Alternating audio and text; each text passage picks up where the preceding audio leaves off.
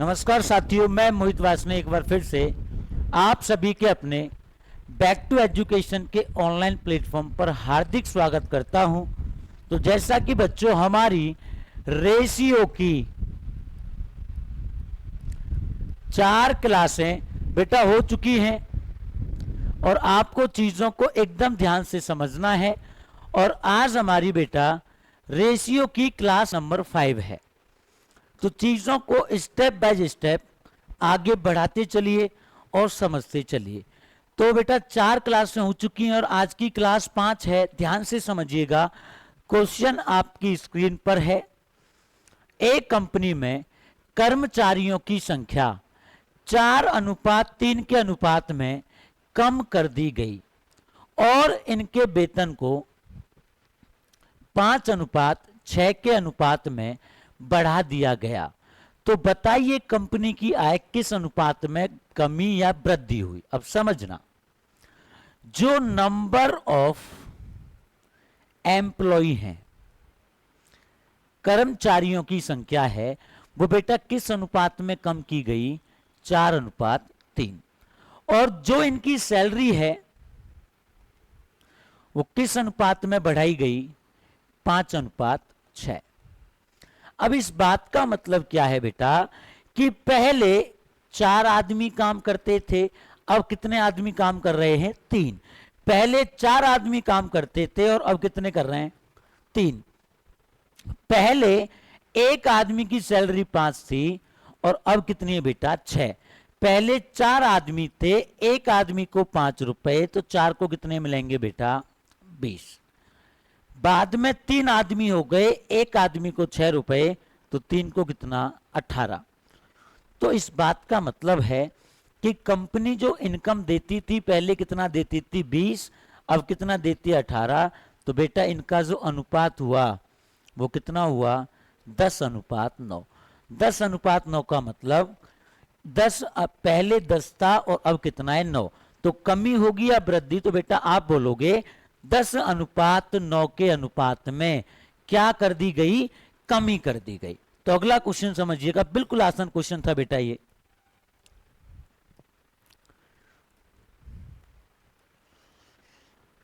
संपूर्ण पृथ्वी पर भूमि और जल का अनुपात 1:2 है और उत्तरी गोलार्ध में भूमि और जल का अनुपात 3:4 है। तो दक्षिणी गोलार्ध में भूमि और जल का अनुपात क्या होगा? दे बेटा समझना, ये कोई मान लो, एक सेकेंड इसको मैं साफ कर देता हूं। मान लो बेटा ये आपकी पृथ्वी है और बेटा पृथ्वी कितने पार्टों में डिवाइडेड है? 2 पार्टों में। पृथ्वी के कितने पोल होंगे बेटा? 2 पोल, एक नॉर्थ पोल और एक साउथ पोल। एक होगा बेटा नॉर्थ पोल और एक होगा बेटा साउथ पोल। ध्यान से समझिएगा, नॉर्थ पोल और साउथ पोल। अब पृथ्वी को आप जब 2 पार्टों में डिवाइड करोगे, अब आपको यहां ऐसे नहीं सोचना है कि सर ज्योग्राफी में तो रेशियो कुछ अलग होता है। ये बेटा गणित है, हमने मान लिया इतना इसका रेशियो है। अब अगर आपने पृथ्वी को 2 पार्टों में डिवाइड किया है तो बेटा ये जो लाइन में खींची, ये हिस्सा और ये हिस्सा दोनों आपस में बेटा कैसे होने चाहिए? बराबर होने चाहिए। और पूरी पृथ्वी पर भूमि और जल का जो अनुपात है वो बेटा कितना है? 1:2। इस बात का मतलब भूमि कितनी है? 1, पानी कितना है? 2। तो पृथ्वी की टोटल मात्रा बेटा कितनी हो गई? 3। और उत्तरी हिस्से में ये जो अनुपात दिया है बेटा कितना दिया है? 3:4। और उत्तरी हिस्से में अनुपात 3:4 है, तो यहां बेटा टोटल मात्रा कितनी हो गई? 7। और पृथ्वी को आपने 2 भागों में डिवाइड किया। अगर ये 7 है तो बेटा नीचे वाला हिस्सा भी कितना होना चाहिए? 7, क्योंकि दोनों हिस्से आपस में कैसे रहेंगे? बराबर रहेंगे। अगर ये 7 है तो नीचे वाला भी कितना होगा? 7 होगा। अब 7 ये टोटल बेटा पृथ्वी हो गई 14 और यहां पृथ्वी कितनी है? 3। इसको बराबर करोगे तो यहां बेटा 14 का गुना और यहां कितने का? 3 का। तो 14 एकम 14 और 14 दूनी 28। यहां 3 का किया है, 3 हम तिया 9 और 3 चौक, एक सेकेंड बेटा, यहां आपने 3 का गुना किया था तो यहां भी कितने का, 3 का। अब समझो टोटल जो पृथ्वी है वो आपके पास बेटा भूमि कितनी है, 14, और ऊपर वाले हिस्से में कितनी हो गई बेटा, 9। 14 में से अगर 9 ऊपर है तो नीचे कितना बचेगा बेटा, 5। टोटल पानी जो है बेटा वो आपके पास 28 है। 28 में से ऊपर आ गया 12, तो बेटा नीचे कितना बचेगा, 16। तो नॉर्थ पोल और साउथ पोल में अलग अलग रेशियो दिया था, तो साउथ पोल का बेटा रेशियो कितना निकल के आया, 5:16। तो इस तरह के क्वेश्चन में आपको कुछ नहीं करना, इन दो हिस्सों को आप अलग अलग डिवाइड कर लोगे और दोनों हिस्से आपस में कैसे रखोगे, बराबर।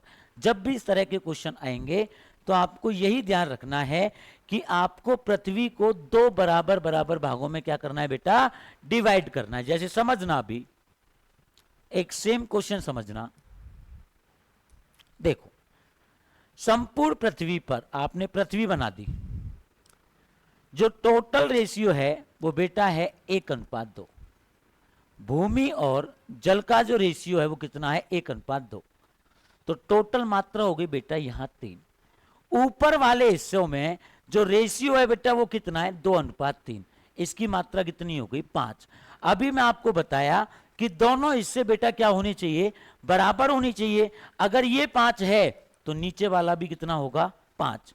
ये दोनों हिस्से आपस में बराबर होंगे, और जब ये दोनों हिस्से आपस में बराबर होंगे, 5 ये टोटल मात्रा हो गई 10, और यहां टोटल मात्रा बेटा कितनी है, 3। जब आप इनको बराबर करोगे तो यहां 10 का गुना और यहां 3 का, यहां 3 का करने का मतलब इन दोनों में कितने का गुना, 3 का। तो 10 एकम 10 और 10 दूनी 20, और यहां 3 का किया है तो 3 दूनी 6 और 3 तिया 9। आपके पास टोटल भूमि बेटा कितनी है, 10, और 10 में से यहां कितनी है, 6, तो बेटा यहां कितनी आएगी, 4। कि टोटल भूमि आपके पास बेटा 10 है, 10 में से 6 हिस्सा यहां आ गया तो यहां कितना आएगा, 4। आपके पास टोटल पानी बेटा कितना है, 20 है, 20 में से आ गया बेटा यहां 9, तो यहां कितना आएगा, 11। तो आपको इस तरह के क्वेश्चन में कुछ नहीं करना, इन पृथ्वी को दो बराबर बराबर हिस्सों में डिवाइड करना है। इसके अलावा जरूरी नहीं है कि हर बार वो पृथ्वी बोले, वो तस्वीर भी बोल सकता है, बोलेगा कोई भी एक चित्र बना हुआ है, तो वहां पर वो कुछ भी बोले। जब भी इस तरह के क्वेश्चन आए तो अगर दो हिस्से हैं मान लो, तो दोनों हिस्से आप बेटा कैसे रखोगे, आपस में इक्वल। 3 है, 3 को भी क्या रखोगे, इक्वल। 4 है तो 4 को भी। तो आपको बस ध्यान रखना है कि हर हिस्से को आपस में एक दूसरे के कैसे होना चाहिए, बराबर। अभी एक क्वेश्चन और समझना, देखो एक तस्वीर जिसमें लाल और हरे रंग का प्रयोग किया गया है। लाल और हरे रंग का अनुपात इस पूरी तस्वीर में 2:3 है। ध्यान से समझिएगा। मान लो बेटा आपने तस्वीर बनाई और इस तस्वीर को आपने दो हिस्सों में डिवाइड कर दिया। अब इस तस्वीर के लिए बोला गया, इसमें आपने रेड कलर और ग्रीन कलर का यूज किया है, और इसका यूज बेटा किस रेशियो में किया है, 2:3। लाल रंग 2 यूनिट है, हरा रंग 3 यूनिट है, तो टोटल मात्रा बेटा कितने यूनिट हो गई, 5। तस्वीर के आधे हिस्से में मान लिया मैंने, ऊपर वाले हिस्से में यह अनुपात कितना है बेटा, 3:4। तो अभी मैं आपको बताया कि ये आधे, भाई अभी मैं आपको बताया कि आप दोनों हिस्सों को आपस में बेटा कैसा मानोगे, बराबर मानोगे। आप दोनों हिस्सों को आपस में बराबर मानोगे। भाई यहां 4 और 3 7, तो ये भी कितना बेटा, 7। अगर यहां 7 है तो यहां भी बेटा कितना होना चाहिए, 7 होना चाहिए। तो यहां टोटल मात्रा हो गई बेटा 14, और यहां टोटल मात्रा कितनी है, 5। बराबर करने के लिए यहां बेटा 14 का गुना और यहां बेटा कितने का, 5 का। इसमें 5 का गुना करने का मतलब इन दोनों में कितने का गुना, 5 का। अब ध्यान से समझो यहां 5 का गुना किया है तो इनमें भी कितने का, 5 का। अब यहां 14 का किया है तो इनमें भी कितने का, 14 का।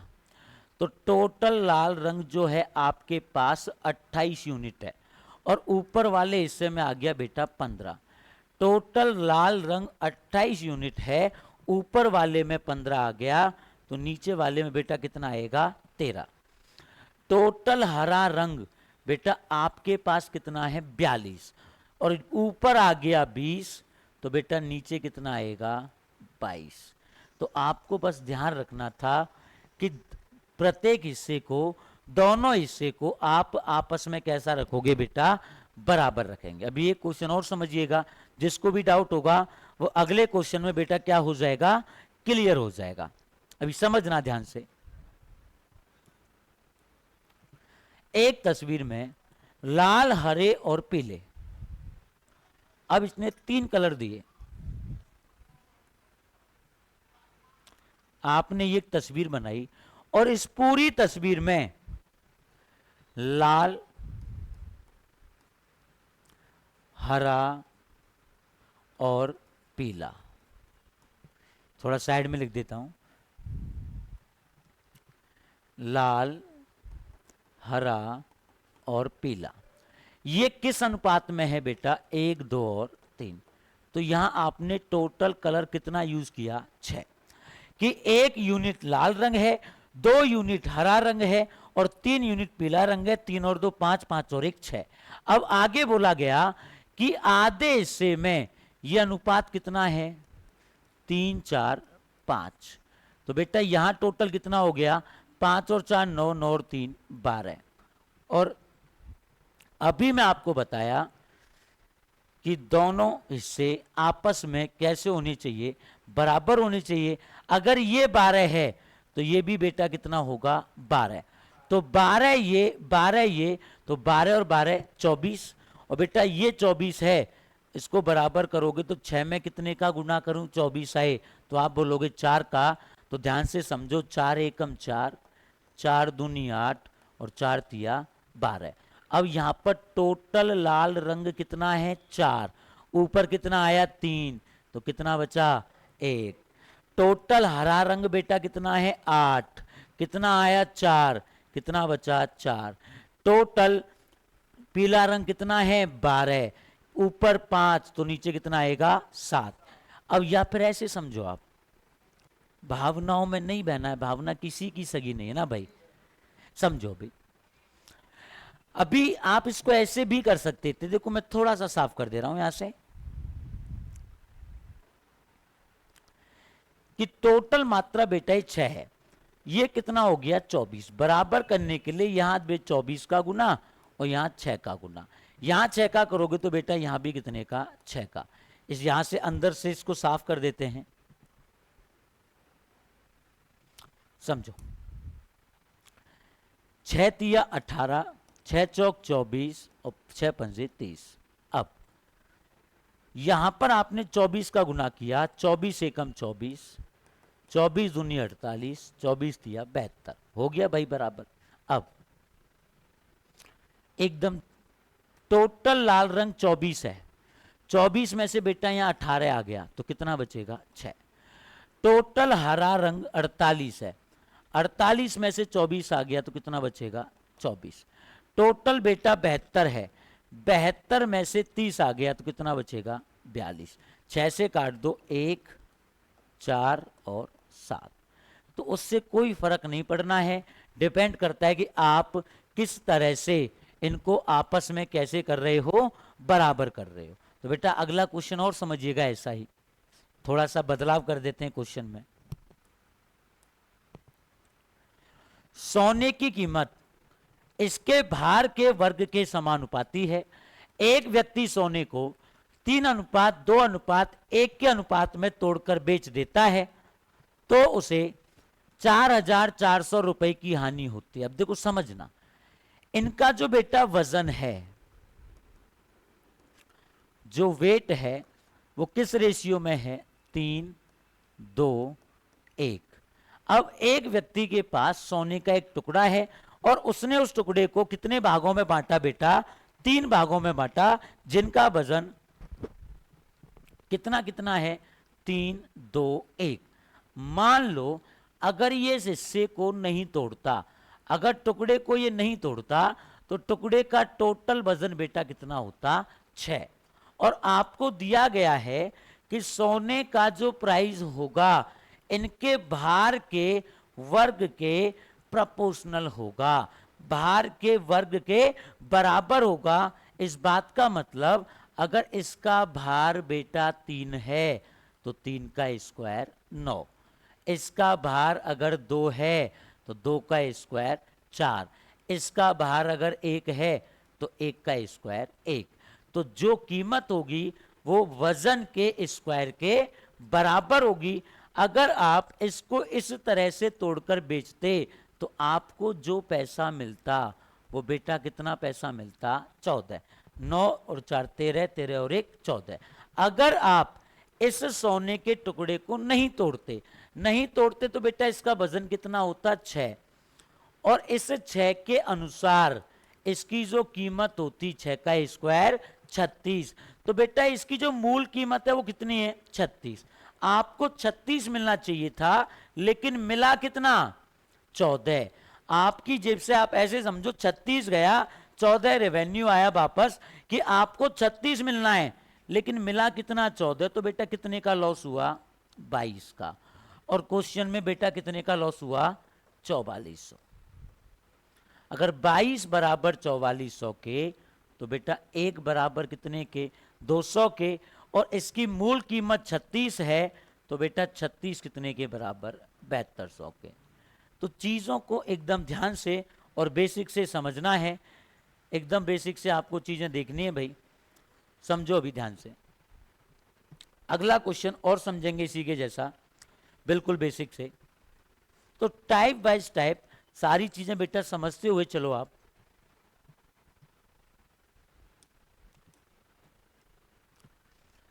एक बड़ा हीरा 4 छोटे टुकड़ों में टूट जाता है और इनके वजन का अनुपात, अब अगर बेटा ये छोटे टुकड़ों में नहीं टूटता तो इसका जो वजन होता वो कितना होता, 4 और 3 7 और 2 9, 9 और 1 10। अगर आप इस हीरे के टुकड़े को 4 भागों में नहीं बांटते तो इसका जो वजन होता वो 10 होता, भार इसका 10 होता।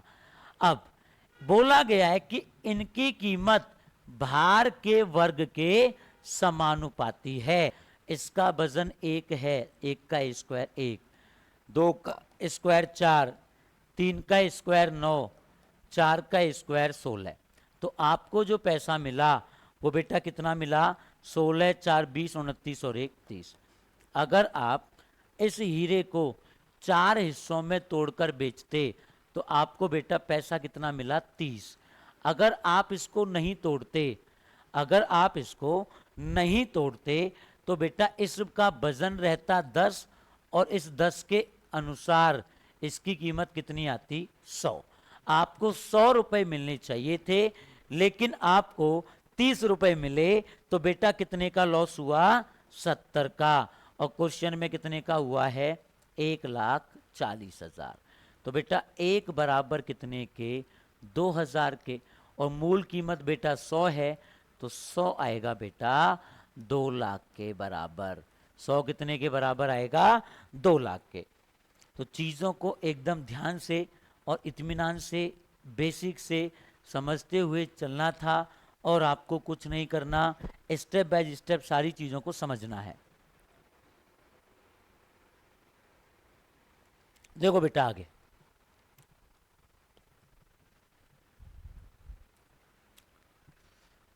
ये दोनों क्वेश्चन अपने आप में इंपॉर्टेंट क्वेश्चन माने जाते हैं। तो पहले तो बेटा हम इनका बेसिक सॉल्यूशन देखेंगे और इसके बाद इस क्वेश्चन को कम समय में कैसे करना है ये चीज भी हम समझेंगे। अब समझो, समान लंबाई की 2 मोमबत्तियां एक ही समय जलाई जाती हैं। पहली मोमबत्ती की खपत 7 घंटे में होती है और दूसरी मोमबत्ती की खपत 6 घंटे में होती है। पहली मोमबत्ती की खपत 7 घंटे में होती है और दूसरी मोमबत्ती की खपत बेटा 6 घंटे में होती है। और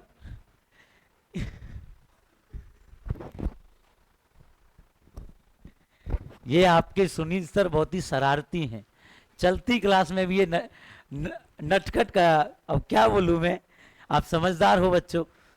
देखो बेटा, समझो ध्यान से, गर्मी काफी है।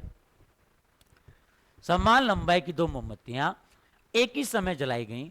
पहली मोमबत्ती की खपत बेटा 7 घंटे में हुई और दूसरी मोमबत्ती की खपत बेटा 6 घंटे में हुई। अब जैसे जब हम टाइम एंड वर्क के क्वेश्चन करते हैं तो बेटा उसमें हम क्या समझते हैं कि ए ने काम इतने घंटे में किया, बी ने इतने घंटे में किया, तो हम जो टोटल काम निकालते हैं उनका एलसीएम लेते हैं। तो समझना आप मुझे, 7 और 6 का एलसीएम आया बेटा 12, सॉरी 42। 7 और 6 का एलसीएम बेटा कितना आ गया? 42 आ गया। अब आप ऐसे समझो कि आपको जो टोटल मोमबत्ती जलानी है वो बेटा कितनी जलानी है? 42। आप 7 घंटे में 42 यूनिट जलाओगे तो 1 घंटे में कितनी जलाओगे? 6।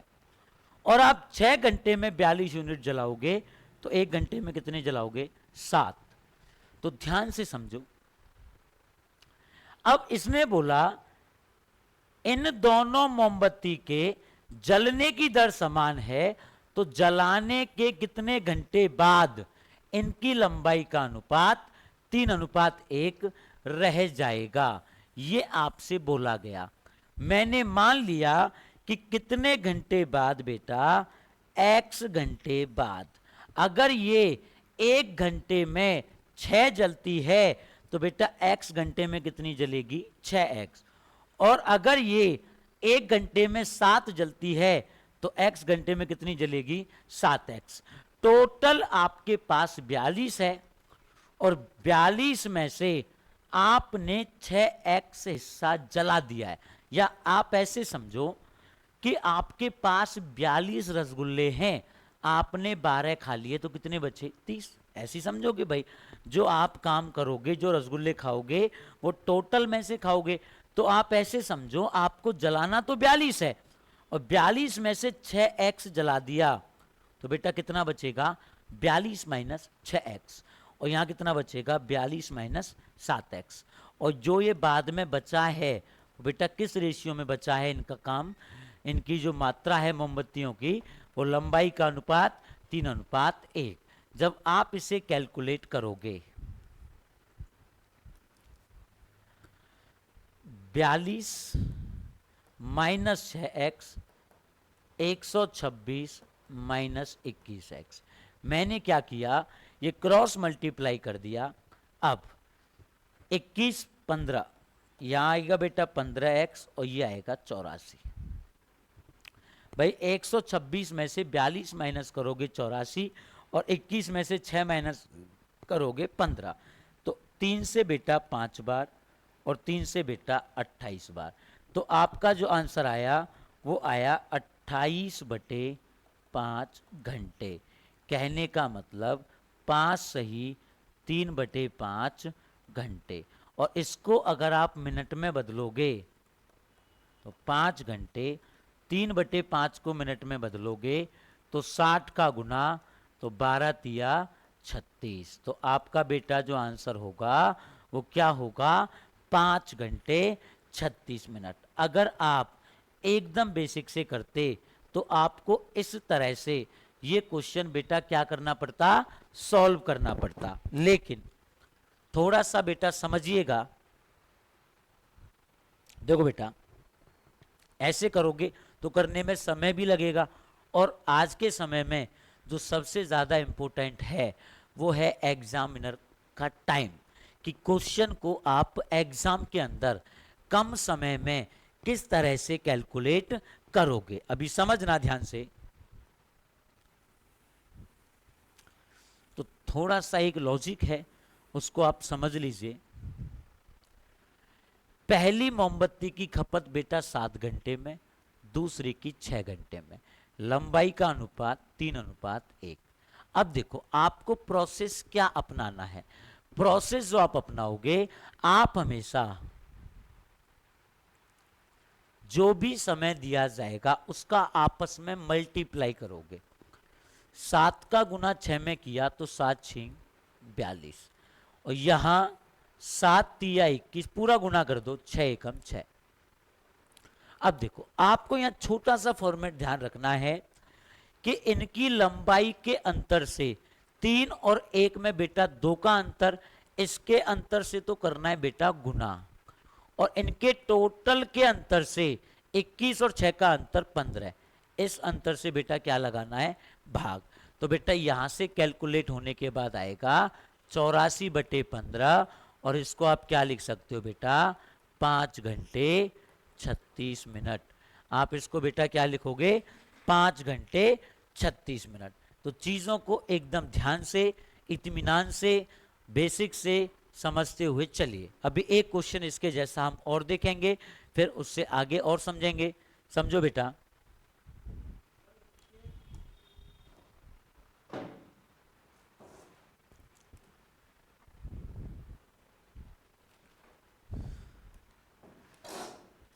वे यार क्वेश्चन हटा दिया क्या इसने।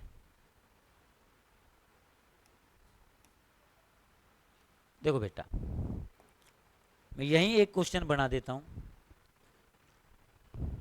ध्यान से समझना। इसमें शायद टाइपिस्ट ने क्वेश्चन हटा दिया है वो।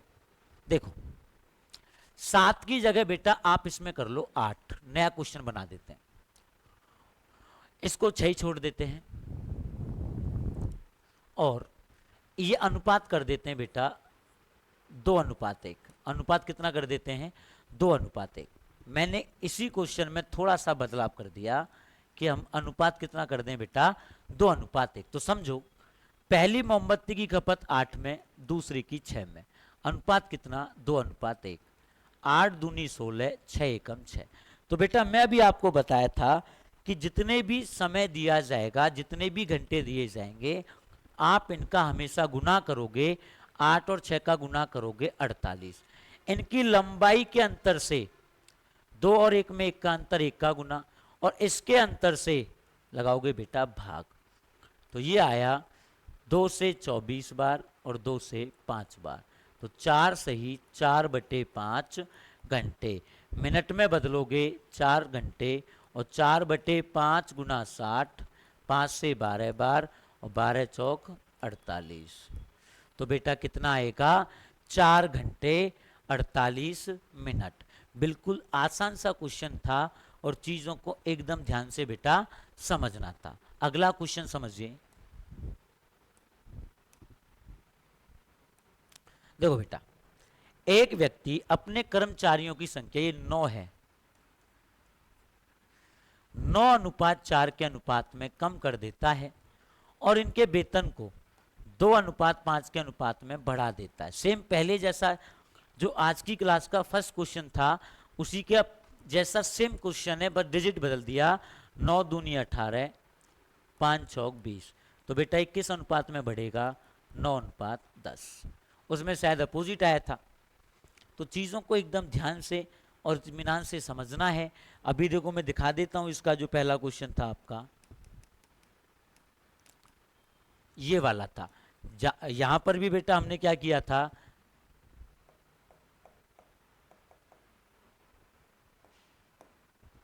एक सेकंड बेटा ध्यान से समझना।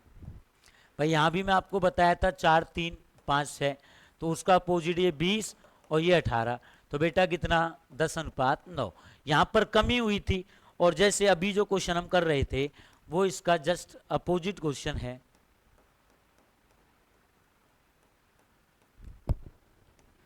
ये क्वेश्चन था बेटा, और अभी मैं आपको करवाया भी हूं कि किस अनुपात में कम किया गया, 9:4, और किस अनुपात में बढ़ाया गया, 2:5। तो अपोजिट हो गया, 9 दूनी 18, 5 चौक 20, 2 से 9 बार, 2 से 10 बार। तो किस अनुपात में बढ़ाई जाएगी बेटा, 9:10। तो ये चीज़ें बेहद आसान होती हैं और चीज़ों को एकदम ध्यान से और बेसिक से बेटा समझते हुए चलना है। गर्मी बहुत है आज। देखो बेटा आगे,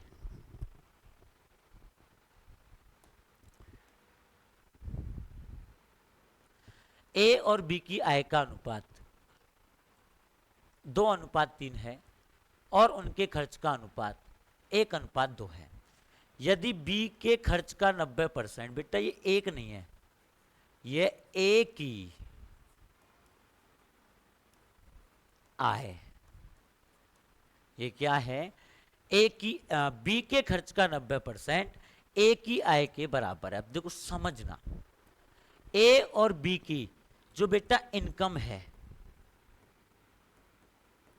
वो क्या है, 2:3। मैंने मान लिया बेटा 2x और 3x, बेसिक क्वेश्चन था। और इनका जो एक्सपेंडिचर है मान लिया 1/, और 2/, ये ए है और ये बी है। अब आगे बोला गया कि बी के खर्च का 90%, बी का खर्च है बेटा 2/, का 90% एक्स की आय के बराबर है, सॉरी ए की आय, और ए की आय बेटा कितनी है, 2x, 2 से 2 कैंसिल, तो बेटा यहां से x और y की वैल्यू कितनी आएगी, 9:10।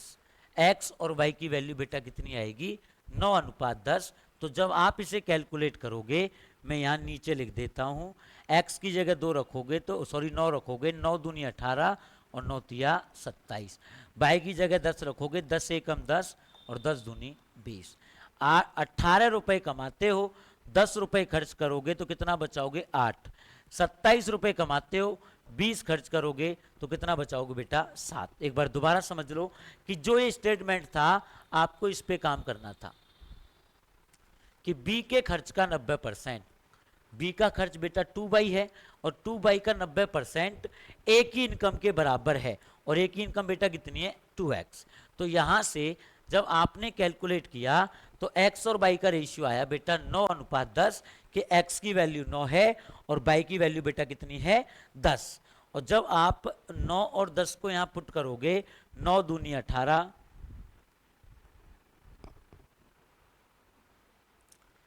इनकम और एक्सपेंडिचर, 9 दूनी 18 और 9 तिया 27, और बाय की जगह 10 रखोगे, 10 एकम 10 और 10 दूनी 20। आप 18 रुपए कमाते हो, 10 रुपए खर्च करते हो तो बेटा कितना रुपया बचाओगे, 8। आप 27 रुपए कमाते हो, 20 रुपए खर्च करते हो तो बेटा कितना बचाओगे, 7। तो इनकी बचत का अनुपात कितना हो गया, 8:7। अगला क्वेश्चन समझिएगा।